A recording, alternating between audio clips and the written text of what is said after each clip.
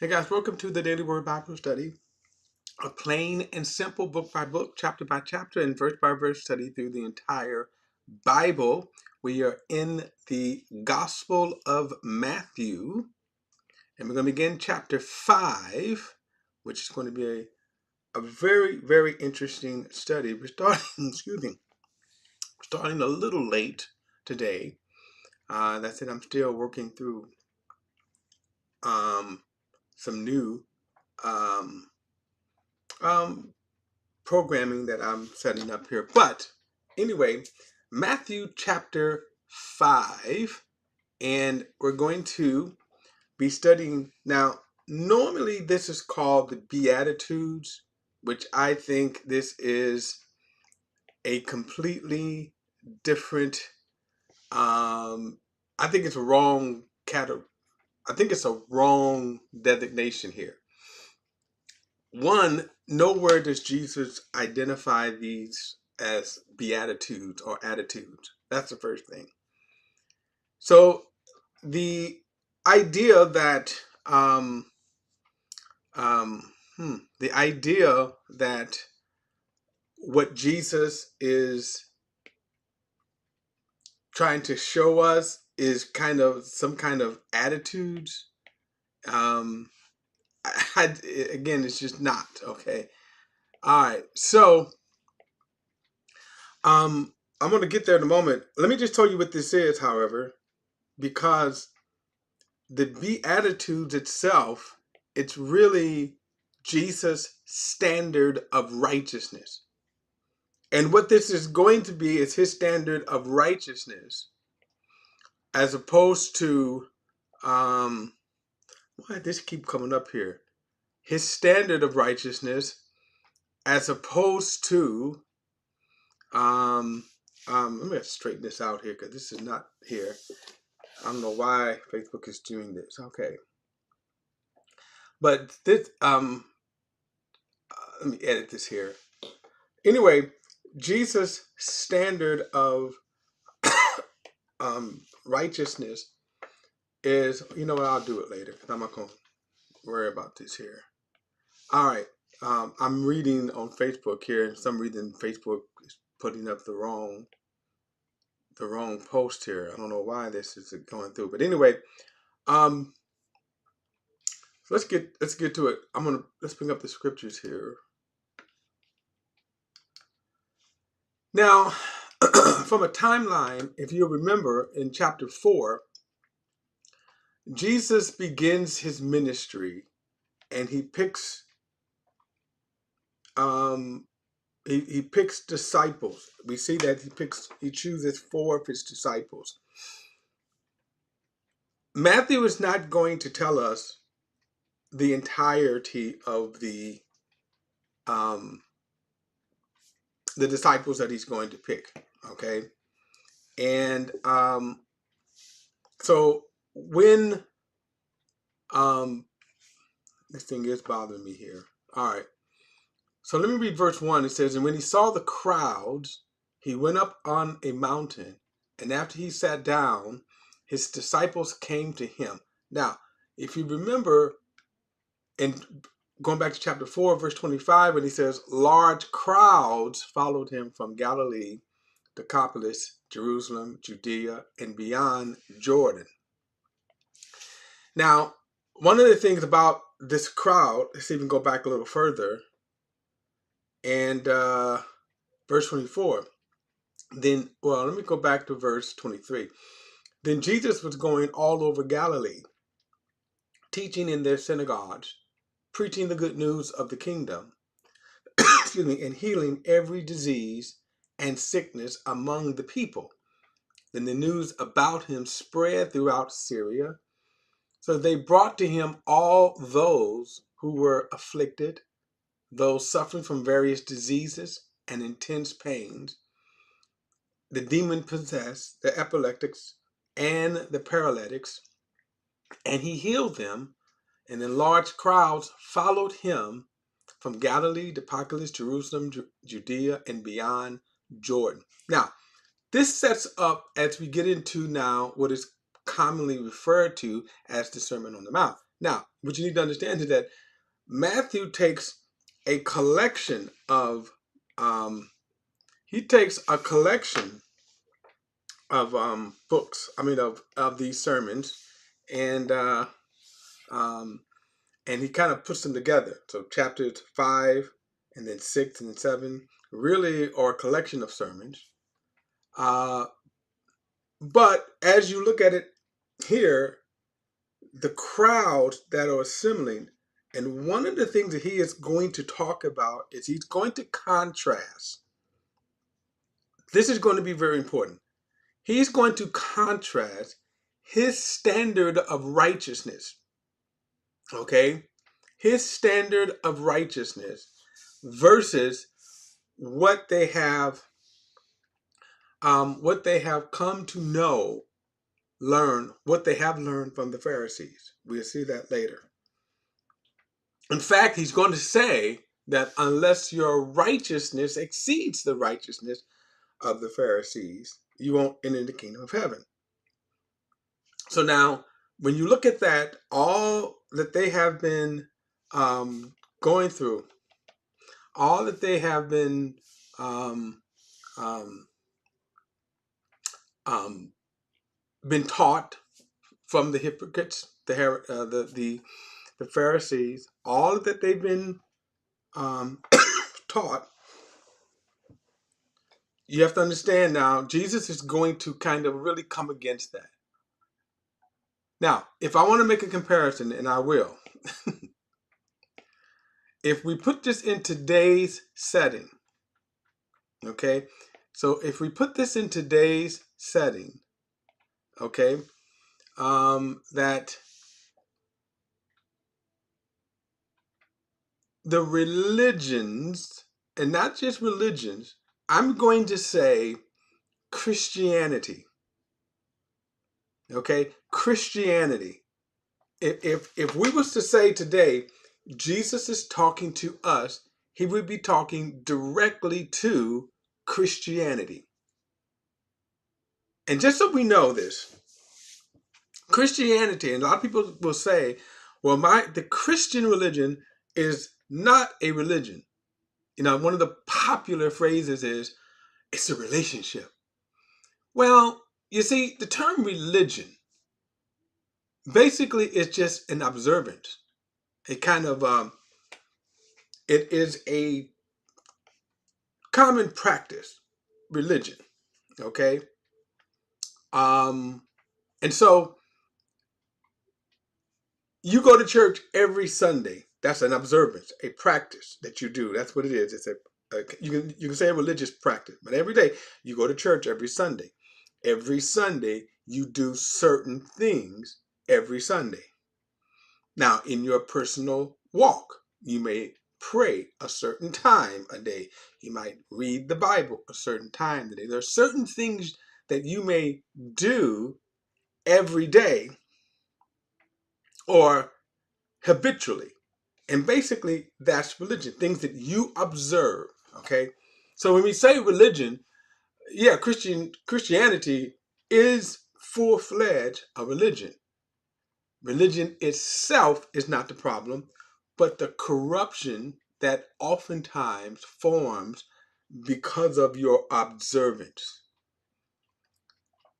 Now, I want to set this up because whether we want to realize it or not, more than likely that your Christian religion is more religion than it is actual relationship with Jesus.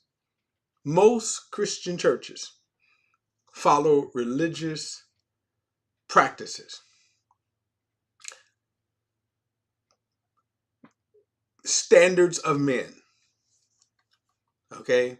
And this is why we're going to see that we have to understand the setup here that Jesus, why we have Matthew chapter 5. That most of what you see here, okay, that most of what you see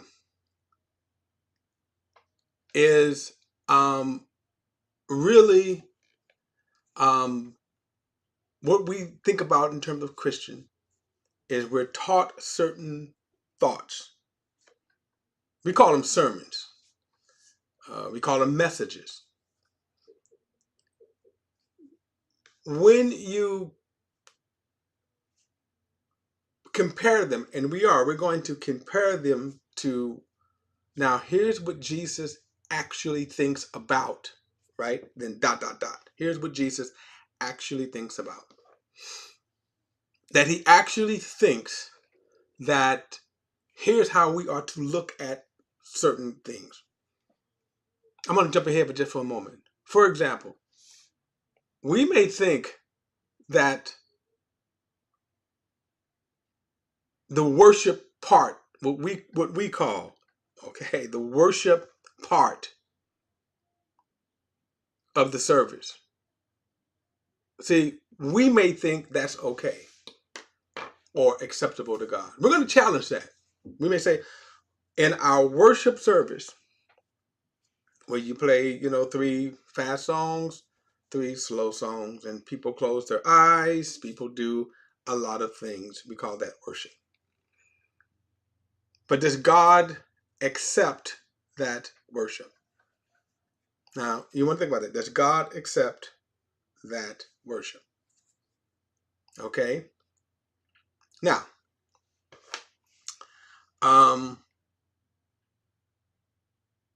there are things, again, I'm trying to tell I can frame this so that I'm not intentionally going to, I am going to step on some toes, that's for sure.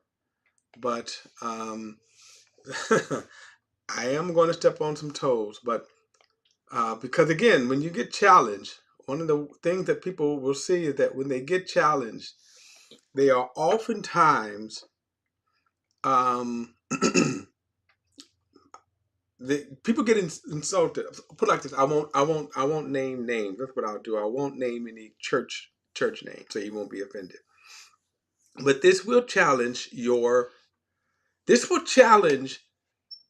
what you think, or at least let me say, this should challenge to say, here's what Jesus actually think about my worship. Here's what Jesus thinks about me going to church every Sunday. And these days with certain churches, what does that even mean to go to church? What is it that we're actually doing? All right. Now, these crowds that assembled, they begin to follow Jesus because of the preaching, his teaching, his healing of the people. So now their expectations, their expectation from a Jewish perspective is, here is the Messiah. Now again, you also have to understand what's going to be challenging is Jesus is going to challenge the Pharisees and the Sadducees' religious hypocrisy. The Pharisees and the Sadducees were part of the Sanhedrin, which was a ruling body of Israel during this first century. Okay, so AD, right, 30, around AD 30 here. Rome ruled the world, literally the world. And then the Romans did not care when they would conquer a people. Oftentimes, they didn't too much care about their culture. And in the case here of Israel, they allowed them to have certain practices. They allowed the temple to be built. This temple here, and during Jesus' time, which was the second temple. The first temple had been destroyed during Solomon's day. The only thing that the Romans demanded is that Rome had to be number one. Now, Rome installed as, the Sanhedrin, Rome installed them. And they also installed, from a political perspective, or political kingdom or rulership, Herod. So Herod was the ruler. And then at this time, Herod with his 3 brothers were ruling. That's going to come into play later on with John the Baptist. Now, in fact, remember we mentioned that at this time, John had already been arrested. We'll get to him later. So when he says right here, again, the Pharisees, the Pharisees and the Sadducees were the most prominent of the group in the Sanhedrin. There are a couple of other groups. The Sadducees, and there's so much comparison into today's religious climate to even back then. You have today progressive and you have conservative. So just like today we would call them Republicans, which are conservative, and then you could say Democrats, which are progressive or liberals. Well, yet this pretty much the same kind of atmosphere. The Sadducees were more progressive. They were the larger of the group. Another comparison, they were the larger of the group. And but the Pharisees were the conservative, okay? And they were the smaller of the group, but they were more pious. They considered themselves better on a higher moral ground. So again, the comparison just is gleaming here, because just like today, conservatives think they're more on a higher ground than the progressive or liberals, and both really are the same. Just like the Pharisees, and the Sadducees, they both were a part of the same evil political system. They were really dominated by Rome. Well, culture today, the conservatives and the Democrats, Republicans and Democrats, are just opposite sides of the same evil political coin. And then you have Christians who attach themselves to either. Okay, so as evidenced by the election, you have Christians who think that they're supposed to say, God had mercy on our nation. Well, did he? Really? All right. The Pharisees had more power, more influence over the people. So you're going to find that Jesus will oppose them the most. And so up until this time, what you have is the mindset that is coming down.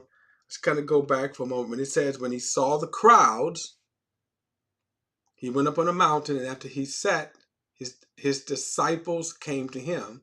So these will be these crowds that came to him. And some of them came to him with a certain mentality, a certain kind of mindset. And what this Sermon on the Mount is going to do, as I said, Jesus never called this the Sermon on the Mount, and he never called these to beatitudes. Okay, religious men did that, by the way. And the reason why I'm saying that is because, again, you miss the point of what Jesus is doing here. So now what Jesus is going to do is give his standard for righteousness. They are used to the Pharisaical standard of righteousness, which is hypocrisy. And let me just tell you why it's hypocrisy. I'll give you one example, and Jesus is going to have this conflict throughout his ministry, but to show you really what kind of mindset the Pharisees have. That a woman who had a bent, she was bent over in her back, and Jesus healed her on the Sabbath day. The Pharisees stood up and said, there are 6 days in which you can be healed. Come on those days and be healed, but not on the Sabbath. See, that is the the mind of religion. Now, just think about that. That's the mind of religion right there. That the Pharisees would rather you follow what they are teaching as religious precepts. That they think God is more concerned about that. And in reality, they didn't really care either. Because Jesus says, do you not, if your ox fall in the ditch, will you not haul him out? Which requires a lot of work, right? You have to get people to get ropes and things like that to bring him out. That's work on the Sabbath. You would just leave the ox in the ditch and then wait till after the Sabbath to do that. Besides it being cruel, silly. But that's how they thought. That's how they thought. That was their mindset. That's the religious mindset, that you're more focused on what men teaches and their tradition and their views or opinions than with God. So now Jesus is going to now straighten them out. Jesus is going to say, okay, if you want to be my disciples, your righteousness has to exceed the righteousness of the Pharisees. Okay, it has to. You won't enter the kingdom of heaven unless your righteousness exceeds theirs. By the way, just keep in mind, there were Pharisees who were observing this in the crowd. So they knew he was talking about them. So he says, so he came to them, notice, then he began to teach them, saying, the poor in spirit are blessed. So let's define some terms right here. The word righteousness is right standing with God, or to be in right standing. Okay, he's getting ready to give us the standard of how to be in right standing with God. Now, the word bless here, or blessed, or blessing, means to be in a place of contentment or happiness. Now, sometimes if you look at the dictionary, and unfortunately, sometimes when people want to craft something, unfortunately they will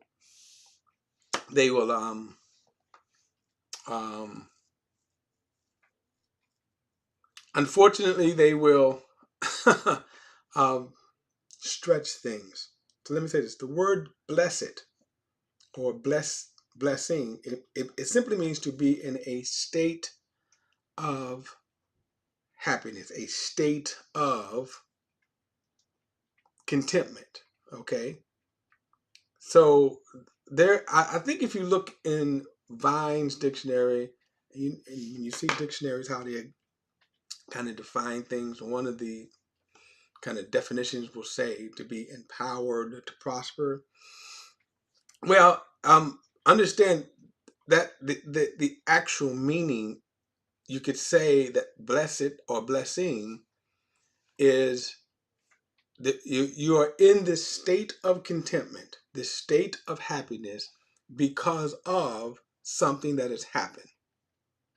And of course, in the context of what we're teaching, the state of contentment or happiness comes because of what God has done for you, or what God has done to you. So now I'm in a state of happiness or contentment. So he's now getting ready to say, now, here is what, if you want true blessedness, it is. And it has nothing to do with money. People who are rich are not blessed because they have money. Although, yeah, you certainly can make the argument that if you have enough money, that certainly can put you in a state of happiness or contentment. However, Jesus, what he's getting ready to say, is going to start with the inside.